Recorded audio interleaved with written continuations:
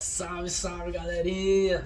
Beleza? Estamos de volta aí para mais um vídeo e vamos hoje falar aqui de uma HQ fenomenal, um volumezinho pequeno, já deu um spoilerzinho aqui de quem que é, né? Mas não tinha como não ser do homem, da lenda, da máquina mortífera Wolverine, especificamente aqui a saga do Wolverine número 1. Tá sendo lançado aqui no Brasil pela, claro, Panini Comics. É um volume que contém aqui 144 páginas e começa a partir do número Wolverine, número 31 a 36. Começa não, né? Compila aqui 31 a 36. Mas por quê? Por que apesar de ser o volume 1, começa na HQ, lançado originalmente, número 31. O que aconteceu nas 30 passadas? Cara, as 30 passadas foi a saga ali em que o Wolverine começa, ele chega a Madripoor depois de eventos lá dos X-Men, em que o mundo pensa que os X-Men estão mortos. E o Chris Claremont começa essa jornada do Wolverine por Madripoor. Mas a partir do número 31, ela é assumida, esse título, o título do Wolverine, né? Ele é assumido por ninguém menos que Larry Hama nos roteiros e Marc Silvestre nos desenhos. E aqui a proposta da saga do Wolverine é justamente essa: é trazer eu espero, toda a saga do Larry Hama aqui desses encadernados. E cara, é grande. Então torço muito para que esteja fazendo muito sucesso e que a gente consiga ter tudo. Mas antes de falar um pouco da história, que é até algo bem simples, não vou adentrar muito não, quero falar justamente desse quadrinista, que eu particularmente não vejo falar muito sobre, às vezes nos canais e tal, canais do YouTube mesmo que eu vejo, e eu queria dar um destaque aqui para ele. Porque sempre quando a gente fala de Wolverine, a gente fala de algumas histórias em específico. Wolverine, a sua criação, né, que é o Incrível Hulk 180, 181, o Arma X. E todas essas são histórias fechadas. Fechado no sentido assim, início, meio, fim. Com exceção da sua criação, porque o Wolverine ali não era a história do Wolverine, era a história do Hulk. E cada uma dessas a gente lembra muito dos seus atores, dos seus artistas, né? Que é o Chris Claremont com Frank Miller ali no Wolverine, o Barry Windsor Smith ali no Arma X. Você pode até considerar o Chris Claremont junto com o John Byrne em todo o run pelos X-Men, por mais que não era um foco exclusivo no Wolverine, mas ele foi dado uma camada a mais durante essa passagem dos dois artistas. Mas pegando um run solo, não de uma história específica, não de uma graphic novel específica, igual o Wolverine, mas sim pegando uma mensal, Larry Hama talvez seja o mais longevo e mais importante em toda a história do Wolverine. Por mais que a HQ do Wolverine mesmo, a número 1, foi iniciada pelo Chris Claremont, ela foi só iniciada. 30 volumes ali é pouca coisa, não é muito em relação ao que viria a ser. E quem manteve o nível e até, na minha opinião, passou foi o Larry Hama. Aqui até mostra, cara, a fase selvagem de Larry Hama começa aqui. Então assim, de fato, é uma fase em que o Wolverine, justamente porque pelo menos nesse início, o mundo ainda pensa que os X-Men estão mortos, incluindo o Wolverine, você não tem interferência externa de outros personagens. É um núcleo muito fechadinho e isso permite o aprofundamento, o bom desenvolvimento ali do personagem.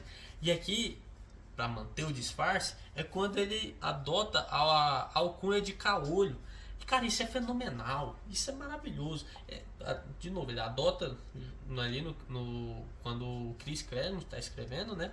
Mas aqui o Larry Hama dá continuidade, porra, sem deixar cair a peteca, sabe? Por mais que tenha 30 edições para trás, você não atrapalha de forma alguma você não saber o que aconteceu. Justamente porque não é uma graphic novel que você tá pegando no meio dela. é uma fase. Então são histórias contidas ali, você começa uma, termina outra. E nesse mesmo volume aqui, você está começando uma, está terminando outra. Você tem uma pequenininha ali e no final você começa uma que só vai terminar no volume seguinte. Eu ainda não tenho, mas eu sei qual é a história, eu já tinha lido. Então você só termina no volume seguinte. Então de fato é a mensal do Wolverine. Você tem várias histórias assim, então você vê toda a evolução do personagem, todo o aprofundamento. E isso é muito interessante, cara. Pra quem gosta do Wolverine, assim como eu, você vê esse destaque que ele recebeu, porque se eu não me engano, na época ali, década de 80, não sei se aqui falou, acho que eu consigo aqui pegar a data. Aguenta aí só um segundinho. Deixa eu ver se aqui fala.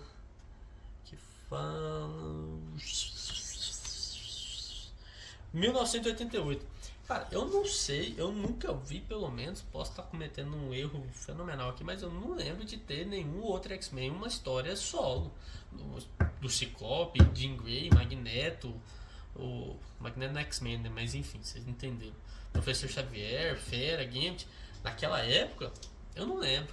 Então, o personagem ter recebido essa história solo e tão longeva quanto foi, mostra a importância do personagem. E o personagem só é o que é hoje, não por conta dessas histórias que eu citei anteriormente, seja o Wolverine ou Arma X. Lógico, aquilo ali dá uma camada a mais, dá uma profundidade a mais, mas é algo específico, mostra algo específico. Aqui você vê a longevidade. Lá é uma história muito boa, mas isolada ali no seu canto. Você vê o tão grande é o personagem, o quão importante é quando ele pega uma revista mensal e a torna longeva. E o Mark Silvestre, não, é o Mark Silvestre também, mas o Larry Hama aqui, ele faz isso personagem.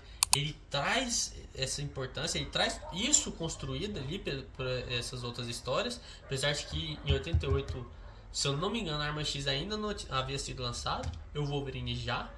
Então ele pega justamente essas características, dá continuidade e dá profundidade. Ele aumenta a mitologia do Wolverine, ele dá mais camadas. Então assim, pra quem gosta do personagem, isso aqui é essencial. É a minha fase, a fase Madripoor em geral, começada ali pelo Chris Claremont mesmo, e dando continuidade aqui, é minha fase preferida do personagem. É muito, muito boa, porque você sai dos padrões. Ele não é o Wolverine saindo, fazendo uma missão dos X-Men, ou dos Vingadores, ou da X-Force, ou da X-Factor. Não, ele é o Wolverine atuando como Wolverine. Só que aqui é o caolho. Ele adota esse codinome, né? E são histórias nessa pegada de... muito parecido com o Demolidor, inclusive. De máfia. Às vezes máfia japonesa, talvez chinesa e tal. E fica assim... nada muito grandioso. Não. É algo contido aqui na lore do Wolverine. Cara, nossa, maravilhoso.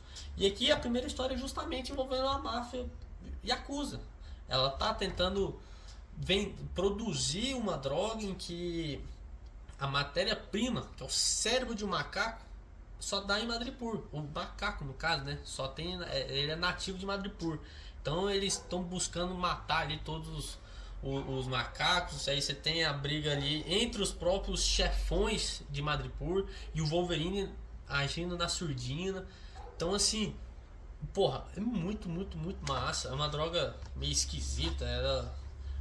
O efeito dela, após o fim do efeito dela, você morre. Então, só que ela te dá uma alta resistência, uma alta força durante o seu uso, né? Durante a funcionalidade dela.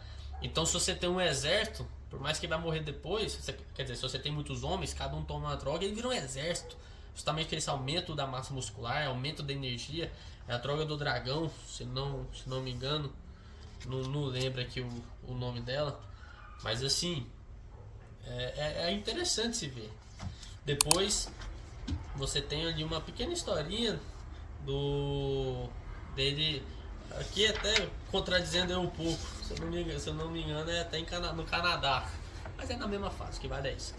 Então uma historinha ali dele tentando salvar uma moça que havia sido sequestrado por um caçador. E por fim, uma história muito legal que ela só é iniciada aqui, mas vai ser continuada e finalizada no próximo volume. Já deve até ter lançado, inclusive, eu que não tenho ainda. Mas que é em que ele reúne junto com um amigo dele, da tropa alfa, o Pigmeu. E por um acidente ali, eles são levados lá para o período da Guerra Espanhola. Então eles têm que tomar cuidado ali porque do que fazem. Que se acontecer algo ali, pode repercutir diretamente no futuro deles. Então é muito interessante você ver essa dualidade ali, até em alguns momentos trabalhando presente e passado simultaneamente, sabe? Então é muito interessante. Uma história, cara, que eu, pra quem é fã, pra quem gosta da Marvel em geral, os X-Men já vale a pena. Mas pra quem gosta do Wolverine, pra quem é fã do Wolverine, isso aqui é imprescindível. Isso aqui não tem como não ler. É inclusive uma. Cara, na verdade, atualmente é a melhor porta de entrada pro personagem. Porque você compra aqui, não é um encadernado grande, acho que eu já falei, mas 144 páginas, ou seja, é um preço mais acessível, não é capa dura. E assim, aqui você começa a ver mais o personagem. Isso, e a partir do momento que você entrou aqui, aí você vai buscando mais informações, mais histórias e tal. Então, porra, pra quem tem interesse em conhecer o personagem, hoje é a melhor porta de entrada pro Wolverine. A melhor. Vale muito a pena. Repito, é a minha fase preferida do personagem. É essa fase, Madripoor. Então vale muito, muito a pena. Confia em mim. Vai fundo. Fechou? É isso. Não vou entrar muito na história. Já dei um resumão. Até porque o que eu falei não é uma história específica, né? São várias. Começa uma, termina outra e assim vai. E quando eu ler o segundo volume, na verdade eu já até li nos ônibus dele aqui, eu já li essas histórias. Então, por isso que eu sei que vai acabar na próxima, né? Então, vale a pena. Pode confiar. Pode seguir filme aí, não vai, o nível não acaba. Eu já li bastante pra frente. Vai na fé. Fechou? Então, curte o vídeo. Comente aqui o que você achou, se você vai pegar ou não. Compartilhe com seus amigos, compartilhe com quem gosta do personagem e se inscreva no canal caso você seja novo aqui. Fechou? Valeu, até mais!